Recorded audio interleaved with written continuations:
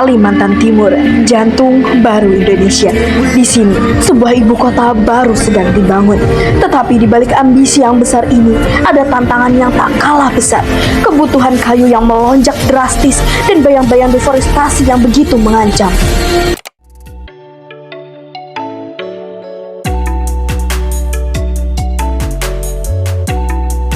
Skala pembangunan sebesar ini tentu membutuhkan sumber daya yang sangat besar, terutama kayu untuk infrastruktur. Data BPS mencatat konsumsi kayu nasional pada tahun 2019 mencatat 52,53 juta meter kubik. Salah satu solusi yang ditawarkan adalah pemanfaatan lahan sawit terdegradasi melalui sistem agroforestry. Luas perkebunan kelapa sawit di Kalimantan Timur menghasilkan hampir 4 juta ton pada tahun 2021. Namun, sebagai lahan mengalami degradasi tanah dengan sistem tumpang sari sawit sengon, ruang penyangga ibu kota Nusantara dapat dimanfaatkan tidak hanya sebagai sumber bahan baku kayu, tetapi juga untuk meningkatkan cadangan karbon, rehabilitasi tanah, dan mendukung pembangunan berkelanjutan. Untuk itu, kami dari penelitian dari Kalimantan Timur izinkan kami untuk mempresentasikan makalah penelitian kami.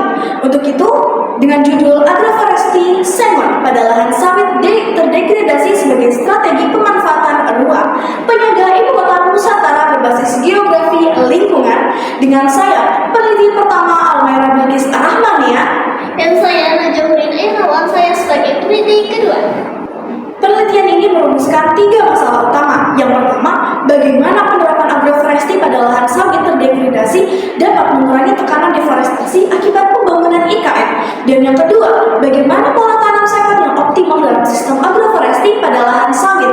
Dan yang ketiga, apa manfaat ekonomi dan ekologis yang dapat dihasilkan dari penerapan agroforestry sengon di wilayah penyangga ibu kota Nusantara. Untuk mencapai hal tersebut, penelitian ini bertujuan untuk pertama, menganalisis peran agroforestry sengon pada lahan sawit terdegradasi dalam mengurangi deforestasi di sekitar ibu kota Nusantara. Kedua, menentukan pola tanam sengon yang sesuai secara ekologis dan ekonomis.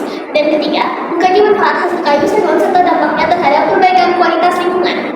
Penelitian ini mengenai penerapan agroforestry dilakukan di 3 lokasi utama, yaitu adalah rumah peneliti, kedua sekolah SMA Negeri 10 Samarinda, dan yang ketiga melakukan observasi lapangan di kawasan perkebunan sawit Kabupaten Kutai Kartanegara, Negara Kalimantan Timur. Kami melakukan penelitian berlangsung selama Juli hingga Agustus tahun 2025. Sumber data, kami menggunakan 2 sumber data. Yang pertama adalah primer, dari observasi lapangan untuk mengumpulkan informasi empiris tentang kondisi lahan sawit, dan yang kedua, data sekunder dari literatur mengenai agroforestry sengon, kelapa sawit, dan pembangunan ibu kota Nusantara. Selanjutnya, metode penelitian. Kami menggabungkan pendekatan kualitatif dan kuantitatif. Analisis kualitatif dilakukan melalui meta-analisis, yaitu sintesis berbagai studi ilmiah. Sedangkan analisis kuantitatif dilakukan dengan mengolah data primer dan sekunder, seperti jarak tanam sawit, pertumbuhan sengon, serta potensi ekonominya.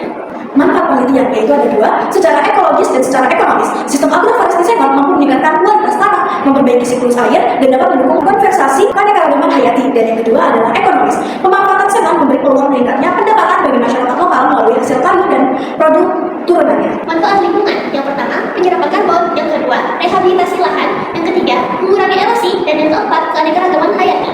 Manfaat ekonomi, sengon ini dapat memberikan hasil yang signifikan. Manfaat sosial, agroforestry sengon juga berdampak pada aspek sosial.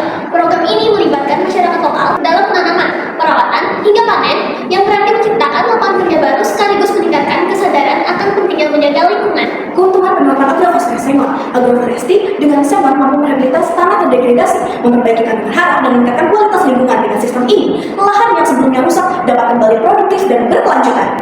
Selanjutnya ada analisis ekonomi. Secara ekonomi, data Badan Pusat Statistik menunjukkan produksi sengon meningkat signifikan dari 62.000 pada tahun 2019 menjadi hampir 98.000 pada tahun 2020. Analisis secara ekologi.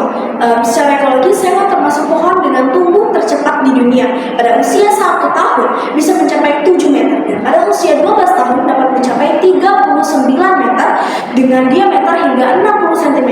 Dengan manfaat ganda secara ekonomi dan ekologi, agrosengon menjadi model agroforestry yang strategis, tidak hanya meningkatkan pendapatan masyarakat, Tetapi juga memperkuat ketahanan lingkungan di sekitar IKN. roadmap jangka panjang, agrosengon inilah yang dapat menjadikan Kalimantan Timur sebagai contoh sukses pembangunan